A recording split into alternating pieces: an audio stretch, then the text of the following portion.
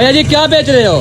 मेरे पास होता है सर्दियों के खुश्क में आओ, इनका विजिट करवाता हूँ भाई। वो भी चने निमको छुआने ममरा गोरदानी गरी दराग निसरी मड़केला सुपर विदा वाला भाई। वाह जी, किसी ये के पास बार भैया मुझे ये एक कितने का है?